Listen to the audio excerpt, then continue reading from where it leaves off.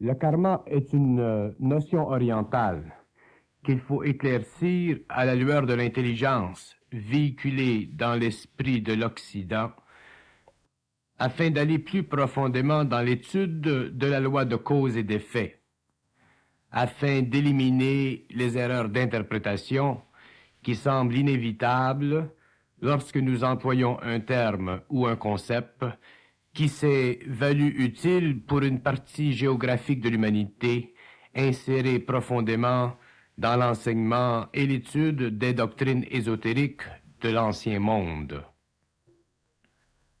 Tout être humain, tant qu'il n'a pas accédé à son intelligence individualisée, c'est-à-dire tant qu'il n'a pas cessé de vivre du conditionnement d'un enseignement ou d'une éducation extérieure à lui-même, est voué à répéter les mêmes erreurs qu'il a toujours connues, compte tenu d'une légère correction due à l'expérience. C'est-à-dire qu'il sera voué à ne jamais comprendre parfaitement et complètement son action. Car l'acte qu'il commet n'est pas en fonction de son intelligence individualisée, autonome, mais de son intelligence personnalisée, c'est-à-dire cette intelligence qui ne peut rien seule, si elle n'est pas soutenue par une hiérarchie de valeurs sociales contrôlée par la psychologie contemporaine de l'homme. Donc, cette intelligence, au lieu de devenir, avec le temps, un passe-partout pour l'homme, est vouée à ne répliquer que ce qui a déjà été permis historiquement. Cette répétition historique continue, moyennant de très légers changements de forme au cours des siècles, et l'homme est obligé de porter en lui, dans et à travers son intelligence, le sceau du passé, et ceci définit et décrit le contour de sa personnalité.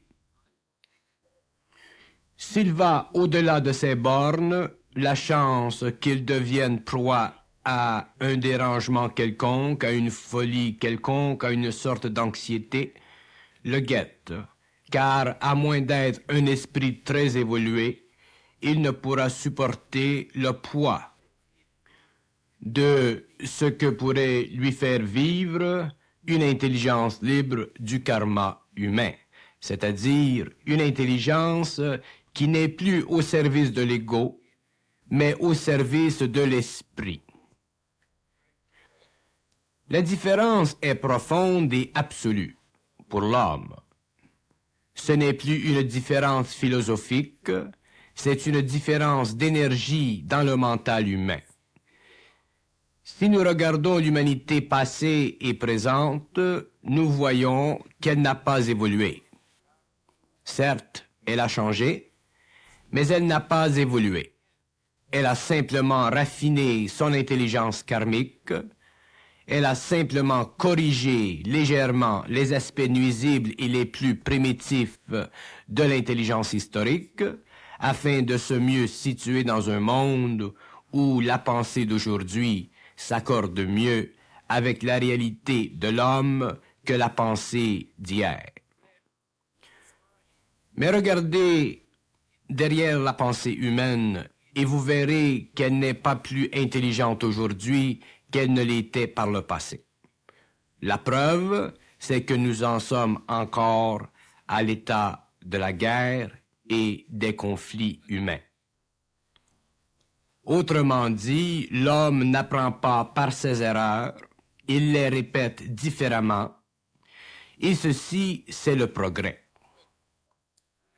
Alors, le karma, c'est une forme d'intelligence que l'homme est obligé de vivre et qui l'amène à commettre ou à vivre des actions qui se répercutent dans le temps et qui le poussent en tant qu'être à revenir dans la matière afin de prendre de l'expérience suffisamment pour qu'un jour il n'ait plus à y revenir, car il aura dépassé l'intelligence karmique. Donc, il sera libre de son corps matériel, mais pour que l'homme se libère un jour en esprit, il faut que le karma de son intelligence soit épuisé, c'est-à-dire qu'il faut qu'il apprenne les lois de la vie, les lois de la forme, les lois de sa mémoire. Car sa mémoire fait partie de son intelligence. Donc sa mémoire est karmique, c'est-à-dire qu'elle est la mesure de ce qu'il doit vivre sur le plan matériel avant de libérer son esprit de la matière.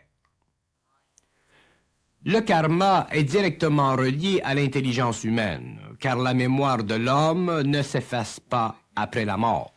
Elle est conservée, et lorsqu'il revient sur le plan matériel, son esprit continue à utiliser cette mémoire vibratoirement, et l'âme ou la mémoire devient le matériel qui sert de toile de fond à l'homme, jusqu'à ce que son esprit se soit libéré d'elle afin de vivre sur le plan matériel librement, c'est-à-dire sans le support de cette intelligence qui fait partie du passé de l'humanité. Voilà pourquoi l'homme ne peut évoluer tant qu'il n'a pas cessé d'utiliser cette intelligence qui est karmique. Le lien entre l'intelligence humaine et le passé de l'humanité est tellement puissant que l'homme est obligé de rêver pour le réaliser et ne pas l'oublier. Car s'il ne rêvait pas, il serait malade, c'est-à-dire que son ego ne serait pas capable de vivre de son intelligence, car elle doit être reliée au passé pour qu'il puisse s'en servir, car c'est dans le passé qu'elle existe. Donc, si l'intelligence de l'homme existe dans le passé, il est évident qu'elle est karmique et qu'il ne peut être libre dans son esprit tant qu'il n'a pas compris ceci. L'intelligence de l'homme n'est pas libre, c'est-à-dire que, quelle que soit son apparence intelligente, elle n'est que reflet, elle n'est que réorganisation à l'infini de la mémoire. Donc, elle est karmique, elle est l'aboutissement de l'involution de la pensée qui devient action. Si l'homme se découvrait instantanément une intelligence libre, il serait totalement confondu, car il ne la comprendrait pas selon sa mémoire. Donc, il perdrait probablement son esprit, à moins de la vivre d'une façon parfaite, c'est-à-dire dans un état d'expérience de fusion, où son esprit, prenant le contrôle du double, interpréterait sans obstacle et sans interférence cette intelligence pour le bénéfice de l'ego. Un tel choc forcerait l'homme à se recroqueviller dans les paliers sous-conscients de sa mémoire, et ce choc le rendrait végétatif.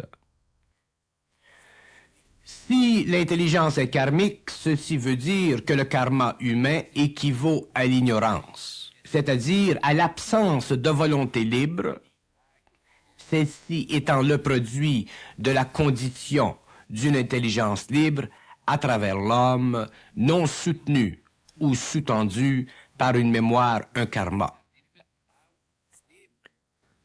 Le karma va beaucoup plus loin que la pensée orientale a voulu ou pu le démontrer. Car pour comprendre la valeur du mot karma, il faut se servir d'une intelligence qui n'a jamais servi, c'est-à-dire une intelligence qui crée instantanément les données du savoir humain en fonction de son application individuelle sur la Terre, et non en fonction d'une conscience socio-religieuse ou socio-philosophique arbitraire. Le karma est l'utilisation complète, selon la mesure de chaque homme, de l'énergie de la mémoire, afin de créer sur Terre un miroir de la mort, c'est-à-dire un miroir de ce qu'existe sur les plans invisibles de l'âme, où la mémoire manque d'un principe, celui de la vie matérielle. D'ailleurs, C'est cette absence de principe de vitalité matérielle dans ces mondes qui fait que sur la Terre, sur le plan matériel, la vie est si féconde, car pour que la Terre soit fécondée, il faut que le karma cherche à se manifester, et quoi de mieux que le véhicule mortel de l'homme? Il nous est difficile de penser en termes de vie, sans nous servir du support de la vie matérielle pour lui donner une valeur. Mais reste à l'homme à découvrir que la vie, essentiellement, n'est pas physique, mais autre. La physicalité de la vie n'est que le résultat de l'appointement de l'intelligence karmique avec la matière. Pour que naisse et se diffuse dans le temps le phénomène humain qui remplit le rôle de porteur de lumière, alors que la lumière qu'il porte n'est pas du tout intelligente, mais plutôt de qualité opposée, c'est-à-dire ignorante. Mais pourquoi l'homme doit-il connaître l'intelligence karmique avant de connaître l'intelligence pure et libre? Parce qu'il ne peut utiliser cette intelligence qui est d'une autre vibration tant qu'il n'a pas construit ses corps subtils. Les corps subtils de l'homme, les corps inférieurs, sont le support de l'intelligence karmique, c'est-à-dire qu'elle est vécue en fonction de la vibration de ces corps inférieurs. Lorsque l'homme avance dans l'évolution ou entre dans le cycle de l'évolution, qui est le cycle de la construction de corps subtils supérieurs, il peut commencer à absorber ou à utiliser cette énergie d'intelligence libre, car elle n'est plus susceptible d'endommager l'être humain. Autrement dit, il est prêt, il est solide, sinon il craque. L'intelligence libre, contrairement à l'intelligence karmique, n'utilise pas les réservoirs d'énergie inférieure de l'homme, localisés dans son corps astral. Elle utilise les réservoirs d'énergie localisés dans son mental supérieur, donc il ne peut jamais être vidé à sec par cette intelligence. Autrement dit, elle ne peut le détruire comme le peut l'intelligence karmique, car sur le plan mental, les réserves ne sont pas sous le contrôle de l'ego. Les réserves d'énergie de l'intelligence karmique sont localisées dans le corps astral de l'homme. C'est pourquoi il ne peut utiliser son intelligence sans émotion, alors que dans l'utilisation de l'intelligence libre, les réserves étant dans le plan ou le corps mental supérieur, l'homme n'est jamais voué à la destruction par cette intelligence, car elle se sert d'une énergie qui émane de plus haut que lui, c'est-à-dire plus haut que le plan de sa mémoire. Voilà pourquoi nous appelons cette intelligence intelligence solaire plutôt que lunaire, car elle n'est pas assujettie aux influences astrales. Elle est libre de ces influences et peut donc les contrer, ce qui donne à l'homme une intelligence libre, libre de toute mémoire qui puisse l'asservir à son émotivité. Le karma ou la mémoire astrale de l'homme est tellement puissant que l'intelligence karmique est impuissante devant la mort, c'est-à-dire que l'homme est incapable de comprendre la mort, et cette incompréhension est fatale, car elle le vide éventuellement de ses réserves d'énergie, et ceci le force à la fin de sa vie à se les voir retirer à cause de l'amincissement extrême du cordon qui lie le corps astral au plexus solaire.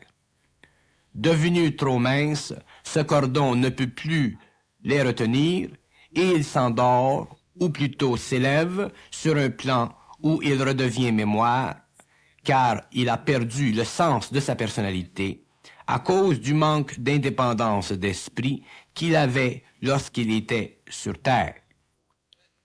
Même si cette indépendance d'esprit n'était pas suffisamment perfectionnée pour lui donner une intelligence libre sans karma.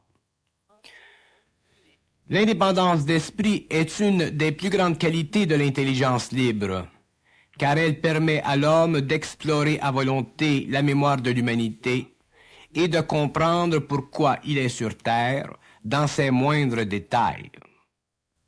Observation importante, puisqu'il y va de la conscience de se situer vis-à-vis tout ce qui existe, sur les plans supérieurs de la matière, puisque l'homme doit y retourner. L'intelligence karmique est un défi pour l'esprit, ou l'esprit libre, car elle s'oppose dans son infinité à l'infinité de l'esprit. Donc, elle est aussi puissante que l'ego, mais inférieure en puissance à l'intelligence de l'esprit, ou l'esprit libre, dès que l'ego a commencé à comprendre qu'il y a plus à la vie que ce qu'il voit ou comprend. À partir de ce moment, l'intelligence karmique commence à perdre de son pouvoir sur l'homme et lui commence à évoluer au lieu d'involuer. L'occasion propice pour l'ouverture du mental supérieur chez l'homme, c'est le choc. Car le choc, soit un choc de vie ou un choc de la parole, entraîne une grande excitation dans l'esprit de l'homme, et cette excitation fait de plus en plus vibrer l'esprit, et plus il vibre, plus l'intelligence karmique est secouée dans ses fondations, car elle ne peut expliquer à l'ego ce qui se passe au niveau de son esprit, dont la manifestation dans le mental supérieur créera le passage de l'énergie de l'intelligence libre. L'intelligence karmique détruit la communication entre l'homme et les sphères, car elle ne peut supporter ce qui est évident, ce qui est réel. Plus l'intelligence est karmique, moins elle peut canaliser ce qui est évident et réel, au-delà du sens raisonnable. Car ce qui se rapporte au sens est matériel. Et le matériel, le sensible, le raisonnable, rend l'homme prisonnier de l'intelligence karmique. Lorsque l'intelligence karmique commence à perdre son pouvoir sur l'ego, on voit se dessiner chez ce dernier un début d'intelligence libre, que l'on peut appeler intuition, voyance, etc. Autrement dit, ces facultés chez l'homme qui font partie d'une énergie de plus haute vibration que la mémoire. C'est alors que souvent il se crée chez l'homme un choc de réalisation qui mène au déblocage d'une plus grande intelligence libre. Mais l'intelligence libre ne le devient parfaitement que lorsque le corps mental supérieur est totalement développé, c'est-à-dire lorsque la réserve d'énergie astrale a suffisamment été transmutée pour permettre que l'intelligence supérieure occupe toute la conscience de l'homme. Nous pouvons appeler ceci la fusion, c'est-à-dire cet état d'intelligence libre où l'homme n'a plus besoin de mémoire karmique pour prendre conscience ou être conscient. Le karma ou l'intelligence libre permet à l'homme de s'assurer qu'il peut être heureux sur Terre. Car c'est cette valeur de l'intelligence karmique qui est la cause derrière la crainte de la mort. Et c'est ce mécanisme qui permet à l'homme de souffrir afin d'être heureux un peu. La souffrance inconsciente humaine l'aiguillonne et le pousse à chercher le bonheur. Et c'est ce qui donne à la civilisation les outils nécessaires pour qu'elle progresse. Voilà pourquoi le bonheur subjectif est important sur Terre pour l'homme inconscient qui utilise l'intelligence karmique, car c'est cette force qui lui permet de perfectionner et de faire avancer sa civilisation. Mais lorsque l'homme commence à utiliser l'énergie de son intelligence libre, ce n'est plus le bonheur subjectif qu'il cherche, mais la paix. Car il a, lui aussi, souffert le passage d'une intelligence à une autre, et a découvert les illusions de l'intelligence karmique.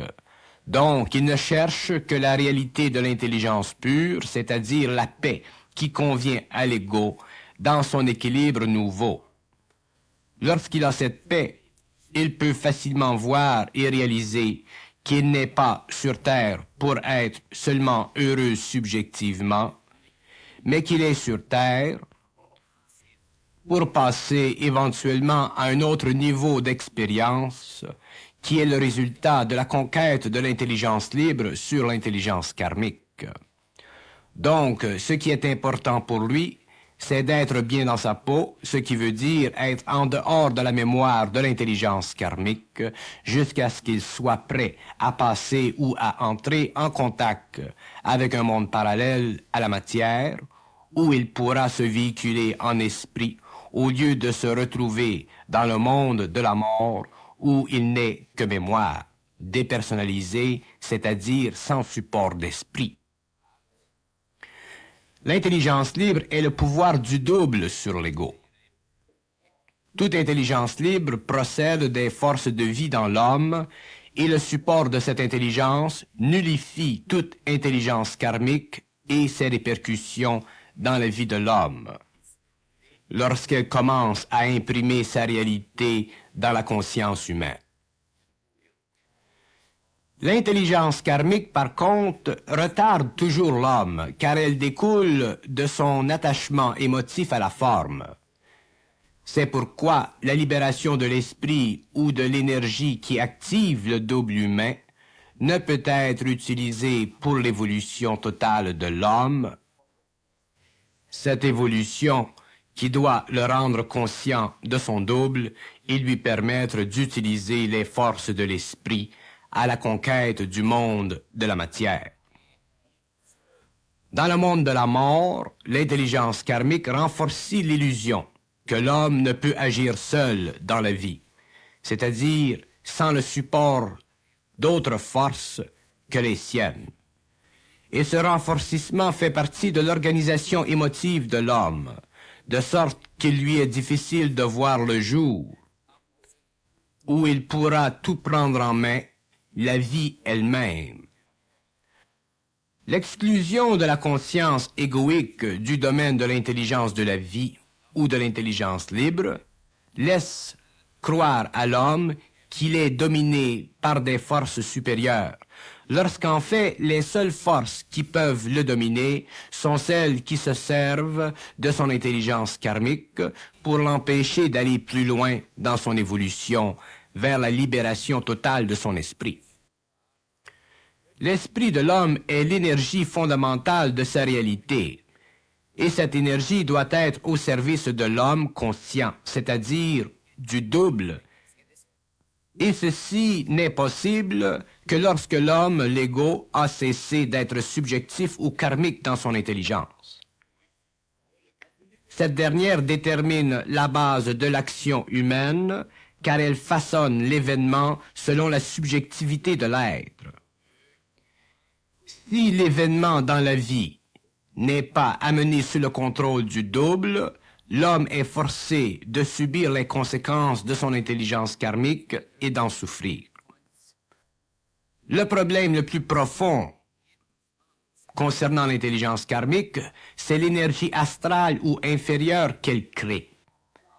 Et cette énergie peut devenir si puissante que l'homme est sous son empire et demeure sous l'impression que sa vie va mal à cause des forces qui agissent en lui, au lieu de réaliser que les forces créatives en lui sont bloquées par cette énergie et qu'elles ne peuvent l'éclaircir ou rendre facile sa vie, car elles n'ont pas de pouvoir sur son mental qui est alourdi par l'astral ou le karma de la mémoire de l'intelligence. L'homme est un phénomène qui n'est pas compris de lui-même. Et tant que l'homme ne comprend pas son propre phénomène, sa propre phénoménologie, il sera impuissant à travailler sur Terre et sa matière. Il demeurera esclave des conditions planétaires de vie. L'intelligence karmique est un boulet au pied de l'homme, mais ce boulet est lié à son pied depuis si longtemps qu'il n'en a plus conscience. Et dès qu'il commence à en prendre conscience, il se décourage du poids jusqu'à ce qu'il l'ait complètement éliminé. Il ne s'agit pas d'être très avancé dans l'intelligence libre pour réaliser que l'homme est prisonnier de lui-même et qu'il ne sera libéré que lorsque son esprit ou son intelligence sera libre. Le double de l'homme sert de connexion entre son esprit et son corps matériel.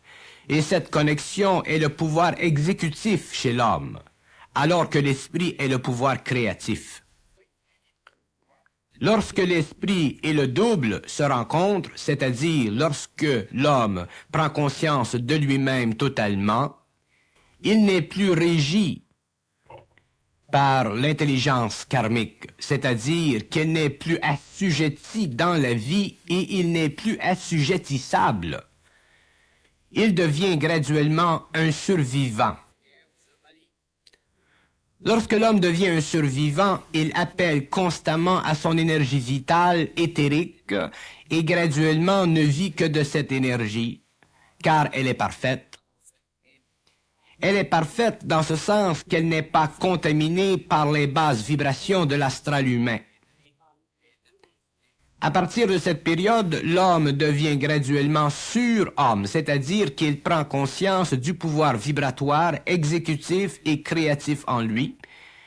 Et c'est à partir de ce temps, dans sa vie, que l'homme involutif cesse pour devenir l'homme nouveau ou l'homme de l'évolution ou le surhomme. Mais tant que le pouvoir de l'intelligence karmique n'a pas été neutralisé chez lui, il demeure impuissant. Donc, si pour une raison ou une autre, la fin d'un cycle coïncide avec son expérience de vie planétaire, la fin du cycle avec tous ces événements le confondra, car il n'aura pas le pouvoir exécutif du double et créatif de l'esprit pour se soustraire aux conséquences extraordinaires du pouvoir des forces astrales qui se déchaîneront contre l'humanité et l'homme individuellement. Donc, il ne pourra survivre. Lorsque le double et l'esprit se rencontrent, l'homme prend conscience de lui-même. Il est capable alors de ne plus être suffoqué par l'astral, de sorte qu'il peut enfin se sentir. Et se sentir veut dire se sentir dans un sens très particulier. L'homme qui se sent se réalise comme étant un point central de la vie. Il n'est plus simplement un être périphérique sur une planète. Il est une entité physique et psychique, et cette sensibilité provient de la liaison étroite entre l'esprit et le double, et leur coordination avec l'être matériel.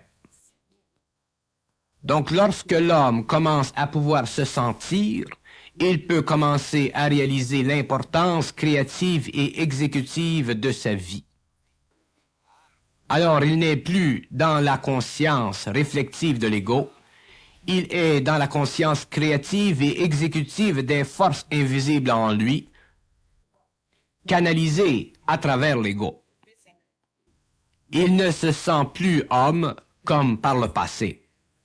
Il sent et sait qu'il sent, et sent qu'il sait.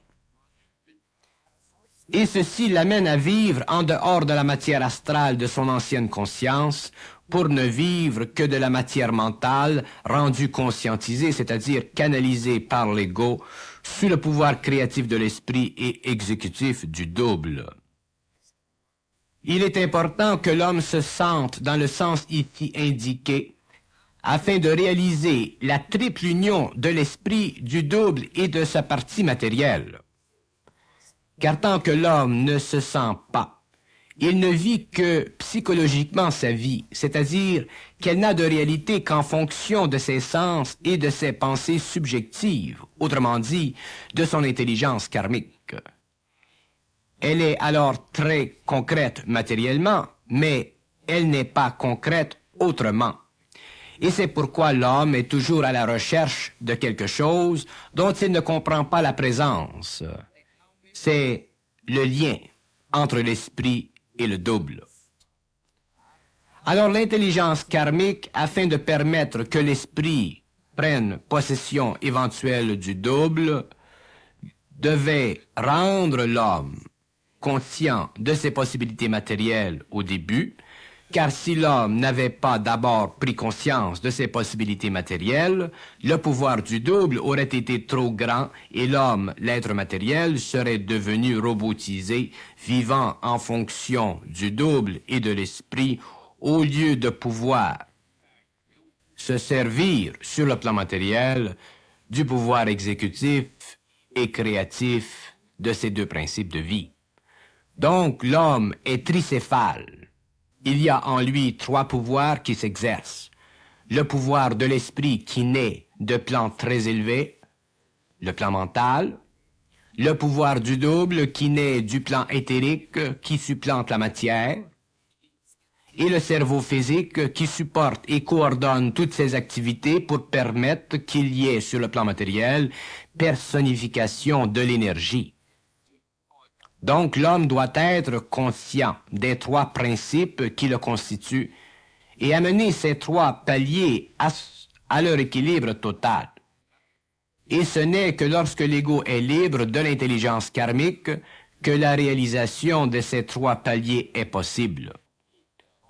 L'homme survit alors aux lois de la matière, car il n'est plus sous leur domination. Il est total, c'est-à-dire qu'égoïquement, il peut se connecter au double ou à l'esprit, afin de faire prévaloir sur le plan matériel les lois nécessaires à la survie de son être matériel. L'intelligence karmique de l'homme ne peut le conduire plus loin dans le temps qu'à l'expression de son astralité, car cette intelligence est sévérée de son esprit. Donc, le raccord entre le double de l'esprit et l'ego est impossible, tant que la mutation ne se soit établie. Les forces de vie chez l'homme, l'esprit et le double doivent être réunies afin que ce dernier épouse une vie nouvelle. Pour que l'homme demain survive, il doit être libre de sa mémoire et des conséquences de cette mémoire sur sa vie.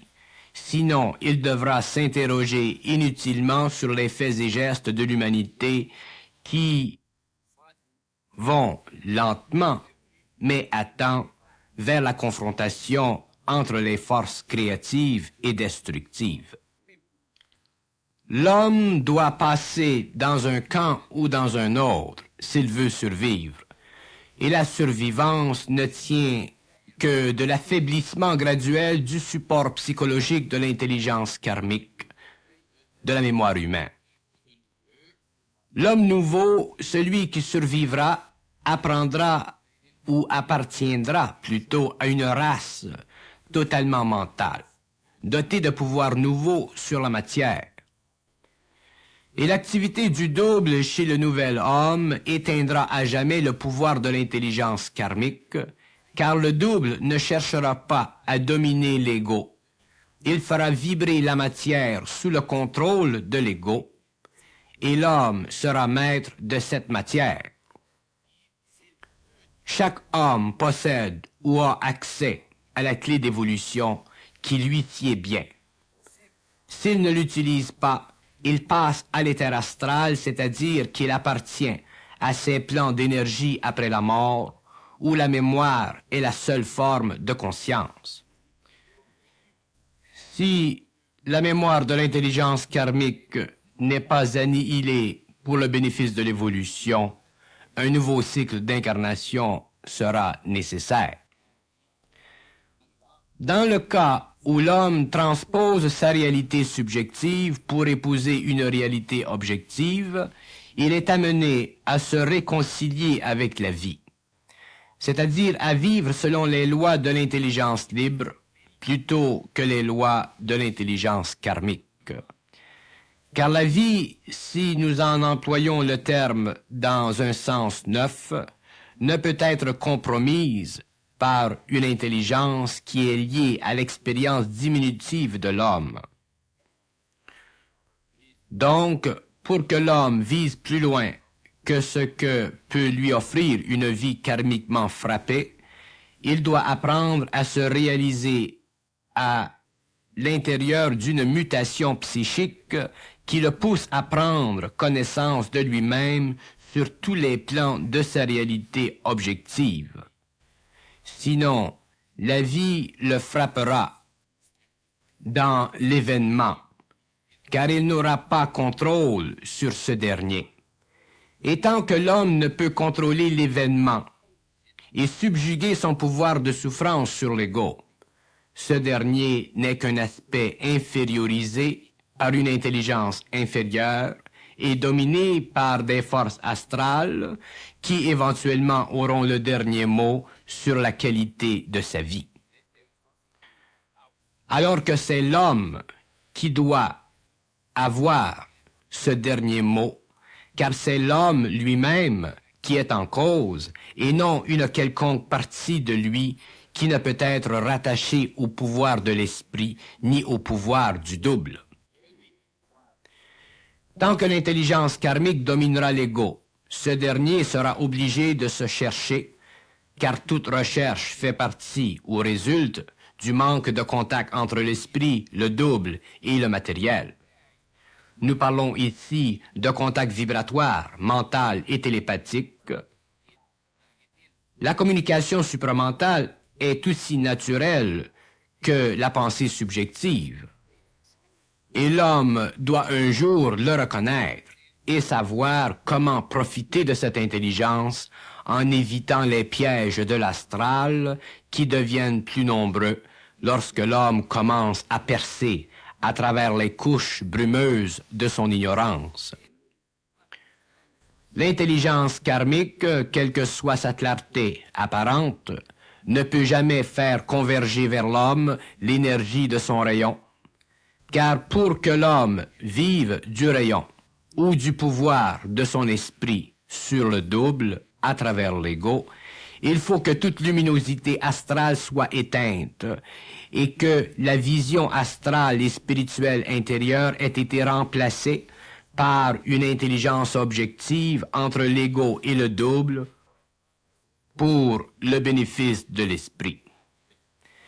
C'est l'esprit dans l'homme qui crée l'énergie, qui sert à la communication. C'est le double qui la reçoit. Et c'est l'ego qui s'en nourrit pourvu qu'il soit libre de son intelligence karmique, car cette dernière est un fossé. Et seul celui qui le réalise peut le dépasser. Donc, l'homme doit réaliser que le phénomène karmique, le concept du karma, va beaucoup plus loin que la simple notion philosophique de la loi de cause et d'effet. Parce que la loi de cause et d'effet n'engendre pas, lorsqu'elle est étudiée par l'homme, le matériel nécessaire à la compréhension plus profonde du lien entre son intelligence sur le plan matériel et sa mémoire d'âme. Et l'homme doit réaliser que son intelligence karmique est le mécanisme de fond, le mécanisme par excellence qu'il utilise chaque jour de sa vie pour maintenir sur lui, à son insu, la fixité de cette loi karmique, de cette loi de la mémoire. Pour que l'homme détruise et neutralise le karma, il doit dépasser complètement la nature de son intelligence karmique. il doit comprendre et réaliser profondément que l'intelligence subjective, quelle que soit sa valeur apparente, est tout de même karmique, c'est-à-dire qu'elle est tout de même liée à une mémoire quelconque dont lui n'a expérience qu'à un très faible niveau. C'est pourquoi, lorsque la fusion commence pour l'homme, lorsque le développement se fait sur le plan du mental supérieur, permettant à l'esprit d'entrer en contact avec le double, l'homme commence à vivre des changements d'énergie qui s'opposent petit à petit et graduellement d'une façon plus forte, plus marquée, à toute intervention colorée de l'intelligence karmique. De la vibration, à partir de la vibration de l'esprit, l'homme peut voir à travers le jeu le miroitement, les réflexions de l'intelligence karmique. Il voit les mirages qui auparavant auraient été vécus sans contredit. Il s'aperçoit effectivement que ces mirages sont très réels en fonction de sa psychologie passée, mais qu'en fonction de sa nouvelle intelligence libre, leurs réflexions ne peuvent passer inaperçues parce que l'esprit en lui devient de plus en plus créatif, c'est-à-dire de plus en plus présent, donc l'ego devient de plus en plus vigilant. Et devenant de plus en plus vigilant, l'homme devient de plus en plus intelligent, c'est-à-dire qu'il devient plus libre dans son intelligence et commence graduellement à voir les contours d'une nouvelle personnalité à l'intérieur de laquelle se situe solidement une identité qui convient au rapport de plus en plus parfait entre son ego, son double et son esprit. Donc, le karma va beaucoup plus loin que l'on nous l'a laissé philosophiquement supposer. Il va même dans le fond de notre intelligence.